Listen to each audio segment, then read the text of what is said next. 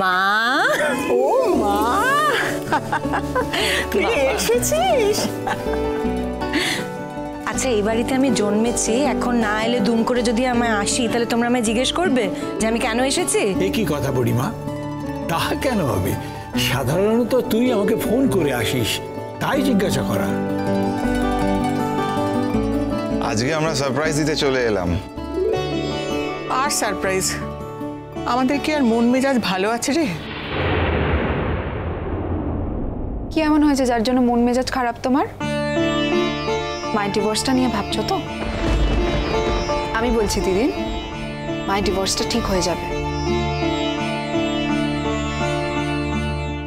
শুধু মা কেন, আমরা কেউ ওই লোকটার সঙ্গে থাকতে চাই না দিদিন। মা যদি ডিভোর্সটা নাও পায়, কেউ মাকে জোর করতে পারবে না, কেউ মাকে বাধ্য করতে পারবে না এই লোকটার সঙ্গে থাকার জন্য। এটা জানো তো, এটা বুঝতে পারছো নিশ্চয়ই। ও মা বলছে কি রে বুড়ি, তুই কখন এলি? ও বাবা, আমার ভাগনা ভাগ্নি দুটোও তো এসে গেছে। একটার সঙ্গে তো সম্পর্ক চিরকালের মতন গেল মনে হচ্ছে, কোনোদিন ঠিক হয় বলে তো মনে হয় না আমার। জানি না, তোরা দুটো যখন রয়েছিস তোরা দুটোই থাক। তোরা দুটোই আমার সঙ্গে থাকবি। বলছি মৌ কোথায়? মৌকে দেখছি না। কি বললি? মৌ? মৌকে এখন কোথায় পাবি তুই? সে তো উঠছে।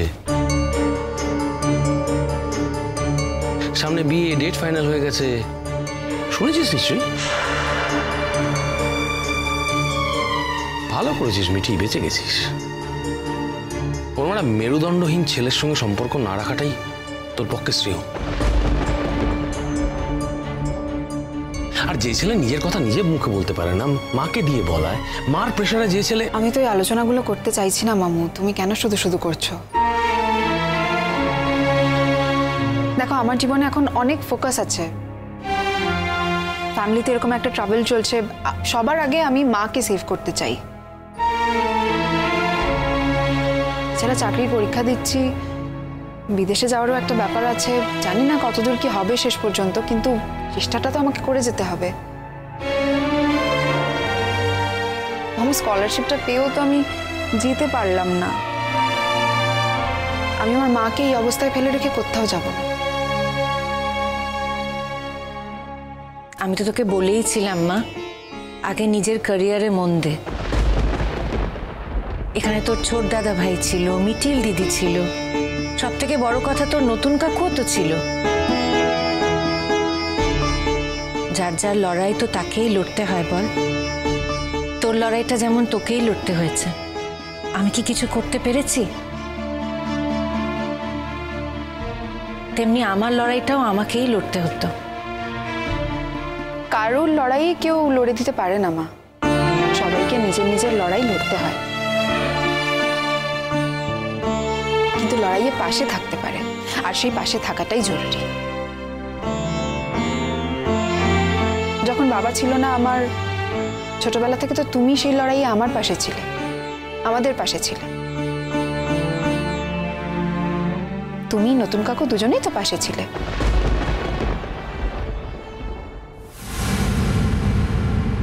বাবা, বাড়িতে তো দেখছি একেবারে চাঁদের হাট বসে গেছে। আজকে দাদান দিদিনের বিবাহ বার্ষিকী, মানে মা মনে করিয়ে দিল, তাই তোমরা কিছু করছো না? আমাদের বাড়িতে তো এখন আর কোনো অনুষ্ঠান হয় না।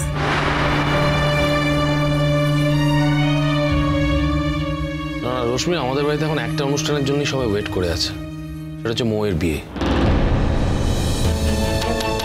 এছাড়া অন্য কোনো অনুষ্ঠানকে সেরকম গুরুত্ব দেওয়াই হচ্ছে না। আমি জানতাম তুমি ঠিক খুঁচিয়ে খুঁচিয়ে বিধিয়ে বিধিয়ে কথা বলবে। কি অদ্ভুত! আমি তো আজকে সকালে মাকে বললাম, কি মা বলিনি যে আজকে আপনাদের বিবাহবার্ষিকী, চলুন বাইরে গিয়ে খেয়ে আসি? মাই তো বললেন যে না, আমাদের সেরকম তো মনের অবস্থা নেই, তাই না মা? সত্যি কথাই তো, আমাদের কি আর মনে সেই অবস্থা আছে? আমার একটা মাত্র মেয়ে, তার জীবনের উপর দিয়ে এত দুর্যোগ বয়ে যাচ্ছে, যে যা খুশি ওকে তাই বলে দিচ্ছে। আমি মা হয়ে কি সহ্য করতে পারি? তাছাড়া আদালতে মামলা চলছে, সেই মামলা না মিটলে আমাদের মনে সেই আনন্দ নেই। ও মা, সময় কিন্তু কারোর জন্য থেমে থাকে না, বুঝলে? কি গো বৌদি, আজকে কোনো বিশেষ রান্না হলো নাকি আমাদের জন্য? রান্না কি হয়েছে আমরা জানতে চাই না, আগে মালা বদলটা হবে তো নাকি? হ্যাঁ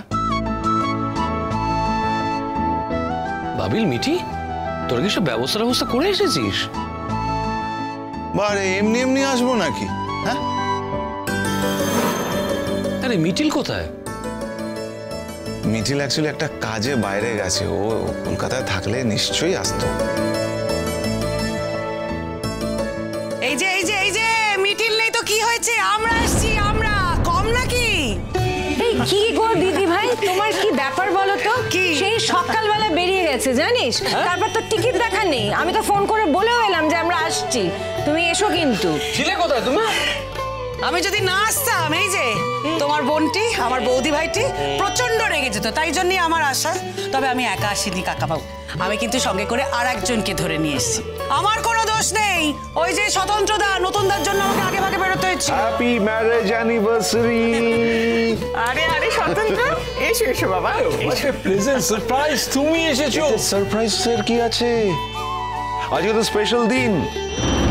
এত বছর আপনারা একসঙ্গে আছেন, এটা কি কম কথা? কত হলো? 60? না না, 60 হয়নি এখনো, 57।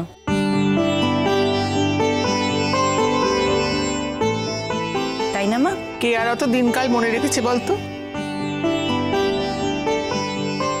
বসো বাবা। নতুনদা, আপনার এই দায়িত্ব জ্ঞানগুলো কিন্তু দারুণ ভালো লাগে। ভালো লাগে তাই না? লাগে বই কি, নিশ্চয়ই লাগে। আপনি সারা জীবন ধরে বুড়ির এত দায়িত্ব পালন করে যাচ্ছেন, আবার বুড়ির বাবা মার বিবাহবার্ষিকীতে বুড়ির বাপের বাড়িতে এসে তাদের জন্য এত গিফট নিয়ে এসেছেন, সেই দায়িত্বও পালন করছেন। না নতুনদা, আপনার তুলনা কিন্তু একমাত্র আপনি, আপনার মতো দ্বিতীয় আর কেউ হবে না। আমি খুব খুশি হলাম জানেন, আপনি কথাটা বলেছেন। মন থেকে বলেননি কিন্তু বলেছেন তো, থ্যাংক ইউ সো মাচ। আচ্ছা, কেক কাটার ব্যবস্থা করে ফেলি? শুধু কেক কাটলেই হবে নাকি? দুপুরবেলা খেয়ে যেতে হবে তো। কি খাবে মা? তোমরা তো আলাদা করে কিছু রান্নাই করনি, আর এটাও ভাবতে পারোনি যে আমরা সবাই আসবো। তোমরা এমন করে কথা বলছো যেন একেবারে সপরিবারে এসেছো। রশ্মি, আরে আমি কি কিছু ভুল বললাম নাকি? হ্যাঁ, সপরিবারই তো। আচ্ছা, ও ননদ এসছে, ছেলে মেয়েরা এসছে, এটা সপরিবার হলো না? ও সরি সরি, তুমি কি ভাবছো যে আমি নতুনদাকে নিয়ে বলছি? না না না, নতুনদার কথায় তো আমি এখনো আসিনি। যেদিন সময় আসবে আমি নিশ্চয়ই নতুনদাকে ইনক্লুড করব। এখনো তো আনুষ্ঠানিকভাবে বুড়ি চন্দ্রদার বউ, সেটা হয়তো বুড়ি ভুলে যেতে পারে, কিন্তু আমরা তো আর ভুলতে পারি না। এই কথাগুলো কি এখানে এখন না বললেই নয়? কোন কথাগুলোই তোমার ঠিক আপত্তি হচ্ছে বুড়ি? ও, ওই যে আমি বললাম তুমি চন্দ্রদার বউ, সেই জন্য? চিরসখা হে